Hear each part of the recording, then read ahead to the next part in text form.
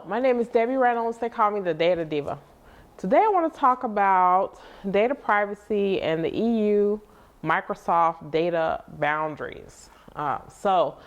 Microsoft, starting in January 2023, is rolling out what they call data boundaries. So we know that Microsoft has a sprawling cloud infrastructure around the world. I think they said they have like 12 data centers already in Europe. But what they're trying to do with these data boundaries is pull more of the computing in total into the EU, so that it does not have to traverse these these transatlantic data transfers, and possibly reduce some of the risk, but then also some of the hesitation that companies have to using Microsoft Cloud services if they're in the European Union.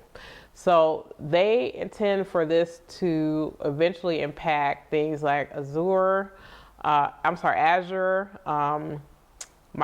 365, Dynamic 365, Power BI platform.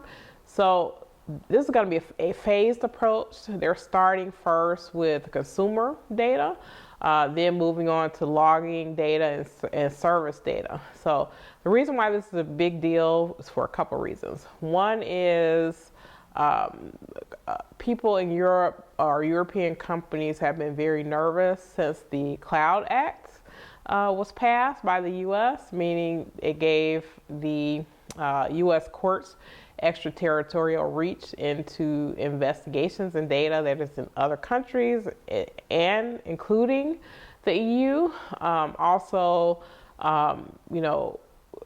There have been many rulings around like the Privacy Shield. The Privacy Shield was invalidated, and now they're back with a new agreement, a transatlantic agreement.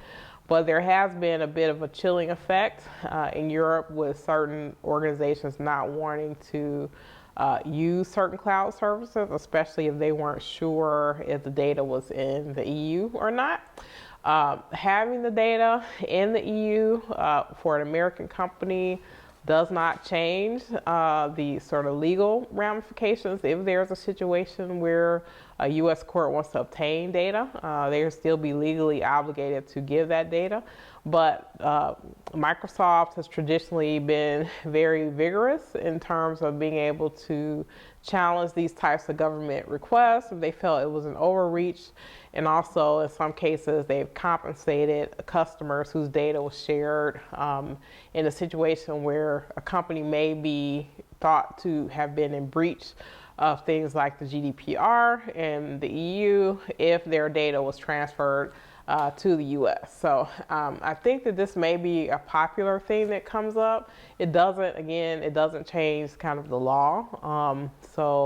U.S. companies will still, or U.S. courts will still have that extraterritorial reach with certain data, but maybe this step is a way to make people feel more comfortable that maybe it will reduce their risk in some ways, that this data is not being actively transferred to the U.S. and will remain in the EU.